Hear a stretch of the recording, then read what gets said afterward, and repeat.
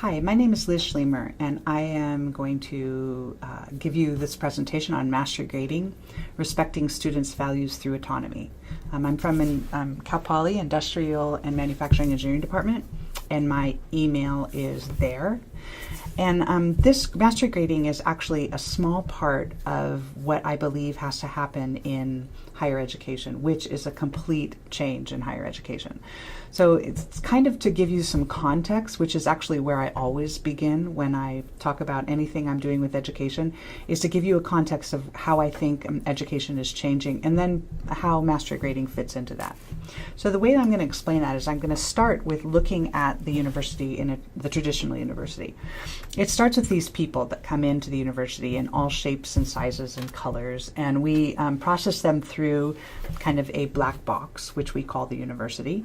And that university, the way we do that is we have a set of courses that they should take, and we check them off when they finish them. We're just like, okay, you're done. And then once they're done, we produce these individuals that are produced to a particular standard that are pretty homogeneous, and we deliver them to society. And these are produced to specifications, then they're independent workers. They're very much profit-oriented. They're competitive in nature. I'm sure there's a lot of other aspects of that. And actually, I think that these are the kind of people that have got, which is me too, our planet into the trouble that we're in. So I think we actually need a different solution for the problems that we're facing as a society. So let's look at what would be a different option associated with a higher ed. So students come in, the same students, different shapes and sizes, and they enter into a university that's much more colorful, that's much more diverse.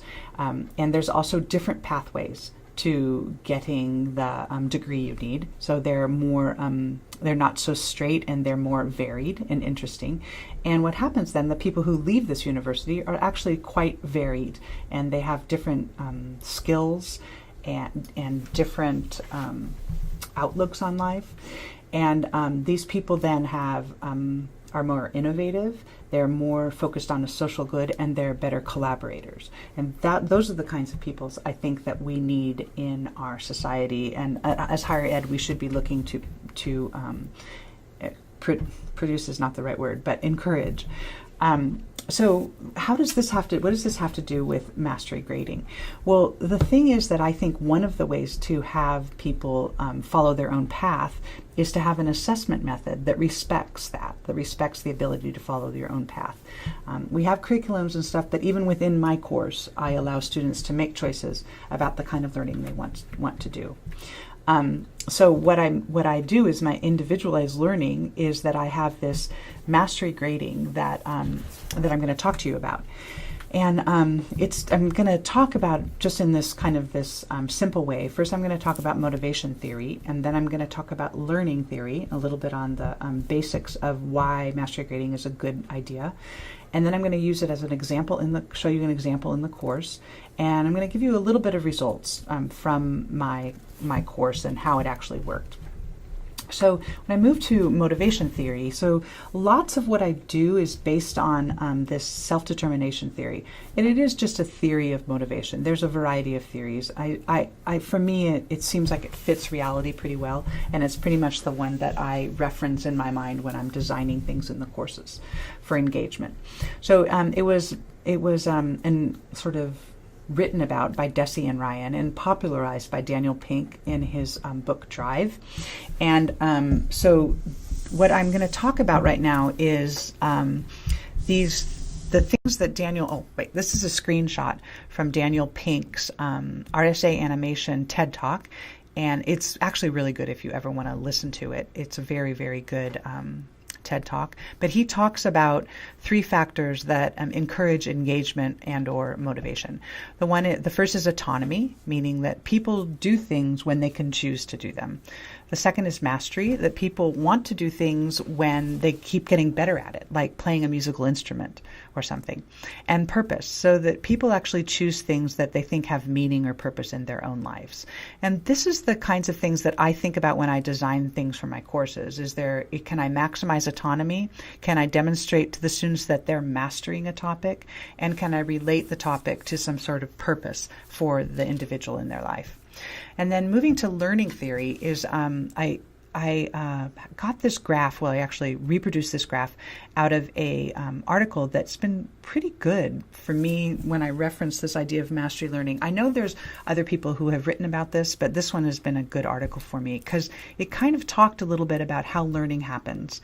And so these two lines, the red line is when a student learns something, say at a C level. So initially they start, both these two students, the red and the blue, don't know anything. The red student learns it at a C level, while the blue student learns it at an A level. Now, the thing that's interesting about this is that actually forgetting is almost complete. So when we look at what the student has learned in a course, we can actually pretty much count on them completely forgetting it. That's kind of bad news, but the good news is that relearning actually is quite a bit better if you've had initial mastery. And that's really what the basics of this assessment method is, that if there's some way to encourage initial mastery, then relearning is quite a bit better. And actually, it's not only that, it's that if we don't require mastery, we can set up something that's known as learned helplessness. I know you might have heard of this. It's the idea that a person attributes to themselves an inability to do something. Like, oh yeah, I just can't do math. I've tried and tried and tried and I just can't do it. This idea of learned helplessness, that nobody's really actually encouraged somebody to master something, so they've never felt like they can master it. And learned helplessness is not actually something we would want for anybody. And then the idea that as an expert, well, the way that experts get to be an expert is that there is initial mastery. This first forgetting, but then the relearning occurs over and over again, and you can then get to an expert level. So what does this have to do in my courses? What that means is that I actually have identified in my courses some topics and some things that I think are required a deep learning, and that you need to learn these at a mastery level. And then there's other stuff that would be great for them to learn in the topic area, but maybe not 100% necessary. Now, this actually takes a lot of work for us to look at, we look at these sticky notes as being all the learning objectives in our course, and identify what are the most important ones. What are the ones that we think, if they didn't know this, they wouldn't know anything about my topic. And so once I've done that, then what I do is I say, okay, those topics, you need to get a 90% on those learning objectives. If you do that, then you will receive a C in the class. You will pass the class. I'm not worrying about the other. I'm just doing a subset that I'm saying you will get a C in the class. And then if you want to get an A or a B, then what you need to do is you need to do something new for you, something additional, something extension, and you can do this other stuff beyond the most important learning objectives any way you want. You can actually maybe test them on all those other learning objectives that you let go of, and then that would get you an A or a B. And the way I do it is I actually have them produce two reports, one for a B and then the second one for an A. So when I've done this before in my quality engineering class, it's been really, really great. The students have done some amazing investigations, and I get to learn some stuff too. Like one of my students, actually a couple students together, looked at this idea of Bitcoin and what it is, where it came from, does it relate to anything in financial markets. I didn't really know about Bitcoin. They actually taught me about it. Another student of mine, his parents are migrant farm workers, in my quality engineering class, he did a huge report on quality inspection in agriculture, like what it actually goes into that, why is it done that way, how are the differences in different kinds of fruits and vegetables and different kind of agricultural products. It was a really, really thorough report. Another student created a video on quality in restaurants. A couple students also put together a Excel tool for evaluating quality issues. So students can do really almost anything they want. Now, what I'm going to talk about, though, is a little bit of the nuts and bolts about how this works. Like, I can tell you it's a great idea, but exactly how does it work and what are the pros and cons of it? So I have some of these written down. Students can retake exams as many times as necessary to achieve mastery grading, the mastery grade. But that means I actually have to create multiple tests. That's actually probably the biggest drawback, and that's some things that other faculty members have said would be too hard of a thing for them. I give 2 midterms, and it's been my experience that students need 3 retakes of the midterms in order to all pass it at the 90% level. Students also need to have all the resources available to relearn the topics. I use a flipped classroom, and that's really helpful because then I can help to remediate students that haven't gotten the mastery topics. I can work with smaller groups. I also use PolyLearn extensively, so all of my videos, my lecture videos are on. They can relook at them. I have a bunch of resources that are on PolyLearn so that they can learn the topics. And then extension learning, the way I do that is I say, you can submit something to me, but let me look at it and let me tell you if I think it's worthy of a B or an A.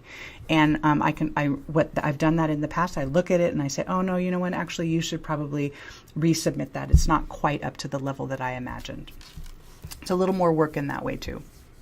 And my observations is that it removes me from a power position, so you have to be ready for that. You're no longer actually in charge of things. You lay it out for students and they make choices.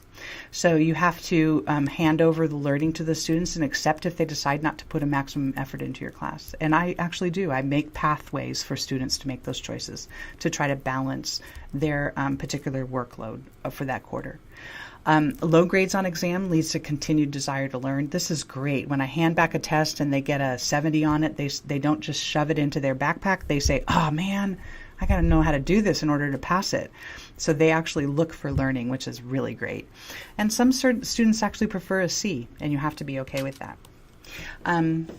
So here's a couple comments that I don't think I'm going to read them to you because I'm pretty sure you have them on the PowerPoints. I'm going to just read a couple of them though, just not the long one. It says, I feel like I took advantage of the opportunity offered by the course and by Liz, but some, maybe most students did not. It takes a real go-getter to be able to control one's own learning, and in my experience, a great amount of students are not used to that. My openness for other ideas really bloomed in this class, and I'm very excited about 430 with Liz, which is a different class. I learned more about myself and how it would be in the real world, staying current with topics. I thoroughly enjoyed the grading scheme. It gave me reachable goals from the beginning, and the course and the responsibility for me whether I wanted an A or an F. So that's it for my presentation. If you would like to contact me and ask me about this, or I'm always looking for collaborators, there's my contact information. Thank you.